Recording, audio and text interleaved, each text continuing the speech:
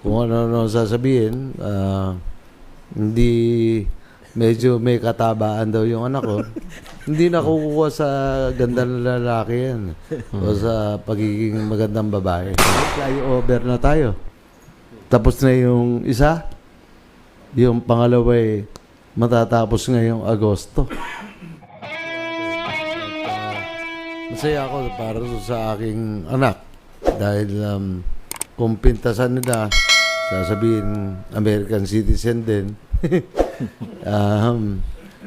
Kung ano sasabihin, hindi, medyo may katabaan daw yung anak ko. Hindi nakukuha sa ganda ng lalaki yan. O sa pagiging magandang babae. Ang nakukuha yan sa kung ano ba talaga yung tunay na kalooban mo. Tama po. Kaya nga ang madalas sabihin ni Micah at sa simple, ang itinuro sa akin ng aking ama ay relasyon ang mas pinaka-importante at pinakamahalaga sa lahat. Relasyon sa kapwa-tao. Kaya nga, nagpapasalamat po tayo sa ang inilamang ni Micah ay 32,000 boto. At gusto pa Atty. Villar.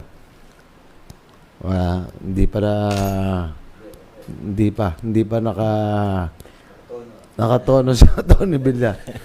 32,000 boto ang inilamang. Isipin mong dumagsa ang 5,000 piso. Oh, baby. Hirap. Hirap. Humigit pa daw po doon eh. Humigit pa. POJ, ano po daw ba score ngayon? Ano na po ba yung latest score? Mamaya na natin pag-usapan yan. Mamaya na natin pag-usapan. Tulitin ko yun.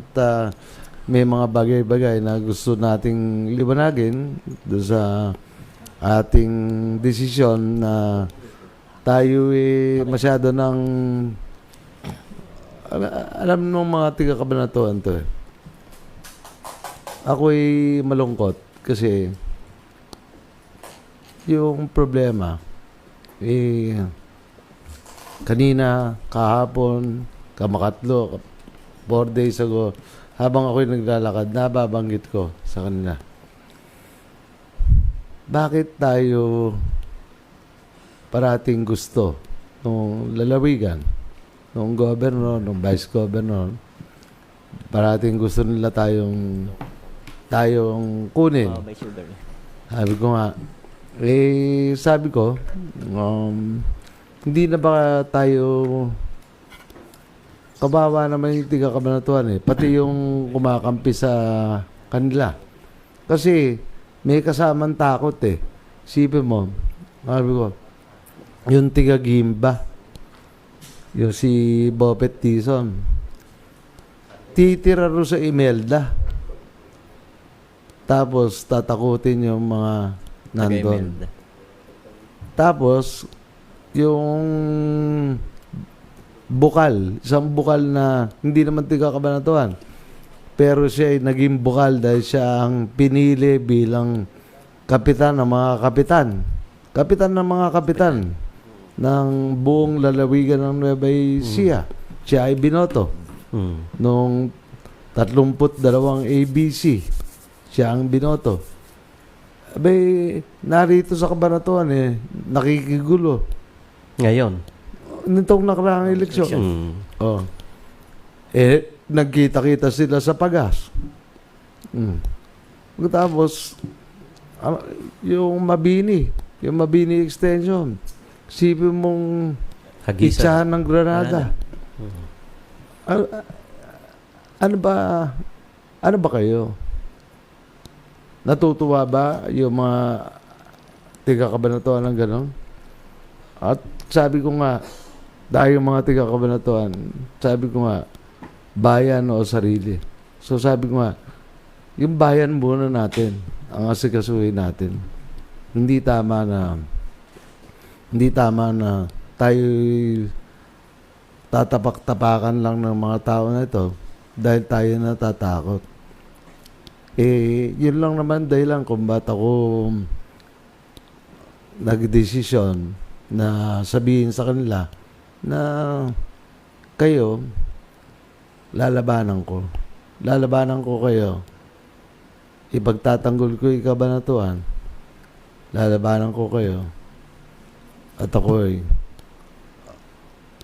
kung ako ay, maliwanag yung paliwanag ko last year.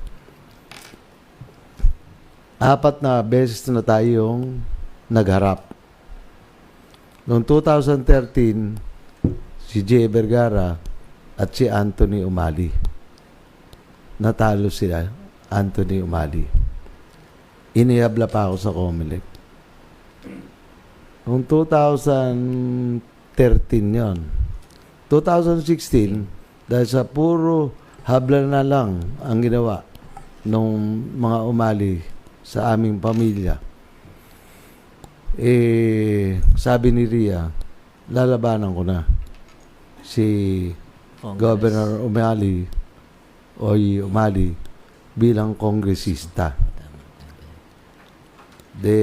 Pangalawang laban ng Umali at Vergara yon. 2016. Talo na naman. Natalo ni Jay Vergara si Anthony Umali bilang mayor. Natalo ni Ria si Governor Aurelio Umali bilang congressman. Tapos, lumabang pang muli si Governor Cherry Umali, bumabang muli bilang kongresista at naglaban sila ni Ria. Talo na naman si Cherry kay Ria. 2019 yan. 2019. Noong 2022, naglaban na naman si Cherry at si Ria. Pagyari nung eleksyon na yon, 4 na beses nang tinatalo nung Vergara yung Umali. 4-0. Ang sabi ko, maliwanag yung salita ko.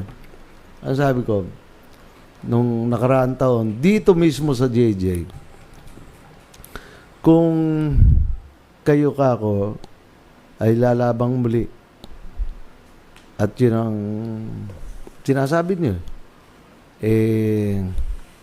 pagka kinasihan kayo ng Panginoon Diyos, yung mga Umali, ang magiging score 4-2.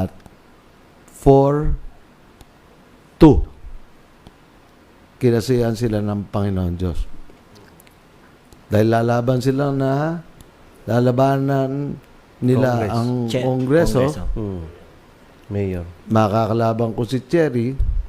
Tapos si Anthony, lalabanan si Micah. Pag kinasihan sila ng Panginoon Diyos,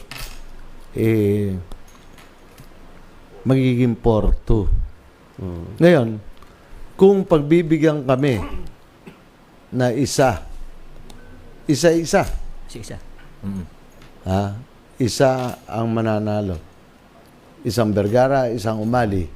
Ang magiging score ay 5-1. Pero pag ang Panginoon Diyos ay pinagbigyan naman ang Vergara, 6-0. 6 na beses na paghaharap, 0 ang Umali. Na siya namang nangyari. Hindi pagyayabang yung sinasabi natin. Dahil kasi, ang sinasabi natin, maliwanag na maliwanag. Ang sinasabi lang natin noon, ito, ang mga posibilidad na mangyayari. Kung pagbigyan ng taong bayan, matatalo ang Vergara, kaming dalawa ni Micah, ang mangyayari, 4-2. Pagka pinagbigyan kami na tigisa, isang Vergara, isang Umali ang manalo, 5-1. Pero pagka Vergara ang kinasihan ng Panginoon Diyos, 6-0. Walang kadala-dala itong mga ito POJ, kasama po ang taong bayan. Kasama po natin ang Panginoon na inadya po at kasama ang taong bayan dahil nag-decide din po sila na talagang gawin ng 6-0. Kaya po... Naganap nga. Oo, naganap po talaga, 6-0. Kaya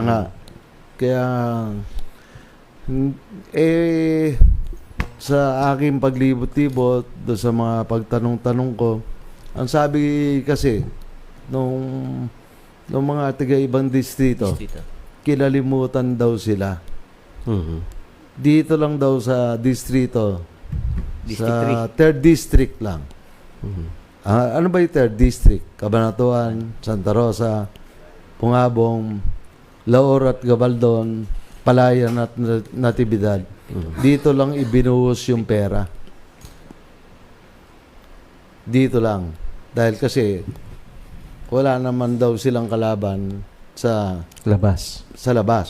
Sa 1st district, sa 2nd district, at saka sa 4th district. Mhm. Sabi ko, sa yun 2.8 million views yun, sabihin ko lalabanan ko na kayo. Mhm. Talagang dapat labanan ko na. Mhm. Kasi kung hindi man ako at humina yung katawan ko, hindi ako kasihan ng Panginoon Diyos, labanan na ng Vergara, yung umali. Kung si Ria man ang Lalaban. lalaban bilang gobernador, kasi pareho kami ng halos ng haba ng pagsisilbi. Yeah. Ako 27 taon Sila 21 taon ang naipagawa nga covered court Ngayon, sinasabi ngayon, may pinagawang kalsada, mga bypass, sila. Mhm. Inuumpisahan pa lang At saka, hindi ko nga alam ang katotohanan dahil alam ko sa Talavera, si Mayor Nery Santos ang nagumpisa ng bypass na yun. Mhm. Ngayon, kung ano tinulong nung lalawigan at kung ano tinulong nung national government, hindi ko alam. Mhm. Pero yun, inaalam ko na. Dahil ang alam ko, may tulong yung national government dyan. Yung Gapan Peniranda bypass, yung Gapan Cabiao bypass, puro makitid. Puro mas makitid. Tsaka gumegewang-gewang yung karsada. Kaya halos walang nagdadaan din Ginawa po bang sigsag? Hindi ko na nga alam kung zigzag o Baka bulbundukin yung dinaanan. Hindi kayo? hindi. Palayan yung dinaanan. Ikaw naman, puro kakalokohan. Hindi ko malaman. Nagulat lang lamang ako. Dahil kasi, tinatanong ko, may ginawa ba kayo? Bigla na lang ngayon, lumabas, nagdagay ng mga malalaking Karatula. karatula. Mm. Malasakit bypass na to ngayon. Oh, baby. Hirap. Panluloko na naman sa taong bayan yun Kasi, dapat doon, sabihin mo kung saan ang nanggaling yung pondo. Hindi ka mukha nung atin. Pangakong tinupad highway. Mm. Sinabi nyo nung nakaraang linggo, 38.9 kilometers. Kasama yung mga tulay, 41.97 o 42 kilometers. Kasama yung mga tulay. Isipin mo, sila, kung pagsasama-samahin, kung totoo yung Sukat. hindi, yung sukat pwedeng totoo. Na, pag pinagsama-sama yung kanila, 21 kilometros. Ngunit, hindi maliwanag kung saan nanggaling yung pondo. Mhm. Kasi, maliwanag tayo, meron tayong COA report na yung Vergara Highway o yung Pangakong Tinupad Highway ay pinagawa lang ng lungsod ng Cabanatuan. Ngayon, yung sinasabi nilang mga highway na yan, ako, hindi ako nagyabang na inilagay ko Vergara Highway. Lahat doon nung araw nakalagay Pangakong Tinupad Highway. Kaya nga, tawa nga ako ng tawa sa sarili ko.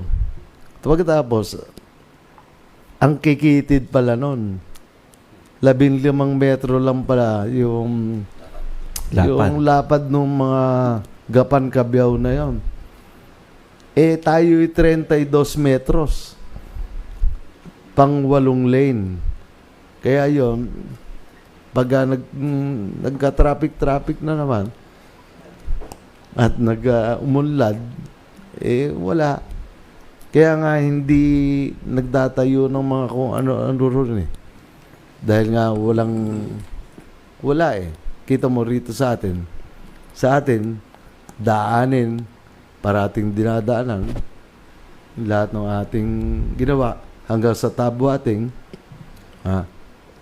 care of Lon Marcelo and Vice Mayor Otep Angeles and mga sangguniang pambayan ng Santa Rosa na talaga namang makikita mo na talagang pinag-isipan. Ngayon 6 lanes na.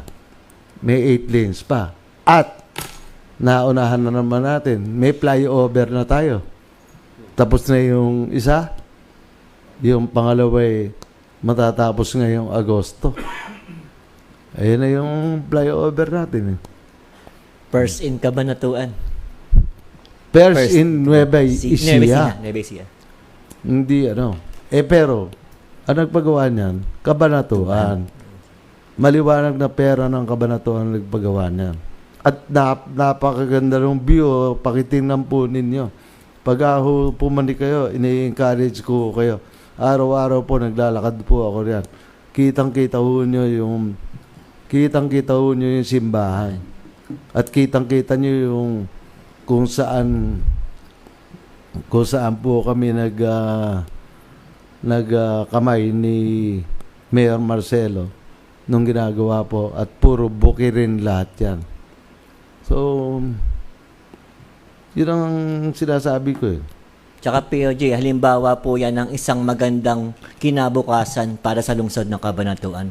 Dahil once matapos na po ang SILEX, magiging busy na po yung lugar na yan. Kita mo nga, pinakita na naman yung si Mayor Marcelo. Wala na si Mayor Marcelo. Ngunit, nandun pa siya. Ala-ala. Ala-ala. Mahal ko yung Santa Rosa. Manalo sa Santa Rosa. Hindi ko alintanayin yun. Dahil ako'y magsisilbi lang ng maayos sa Santa Rosa, sa Palayan, sa Bungabong, sa Laor, sa Gabaldon, tsaka sa Natividad. Sa Cabanatuan lalo. Pwede nang padaanan to Inaayos lang natin at baka mamaya yung safety factor. Dahil kasi luluwangan pa natin ng konti yung asfaltado riyan. At itong papunta ron sa Gawiran na nagpader, yan patatanggal natin yung pader dahil 32 metros ang right of way natin. Ayan, may pader Ayaw nga, sa gilid. Kitang-kita mo yung pader Ayan sa kanan, may pader doon. Kailangan tanggalin yun para mapaluwang na at makuha na yung 32 metros para maganda at maayos na maayos. Kita mo, halos 4 lanes yung lapad nung flyover.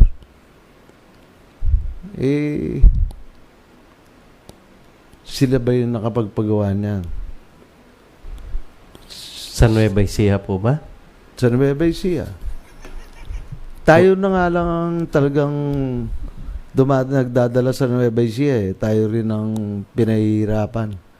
Dahil kasi ginugusto ng napakaraming tao na rito sa Cabanatuan pumunta. Dahil dito sa Cabanatuan, narin yung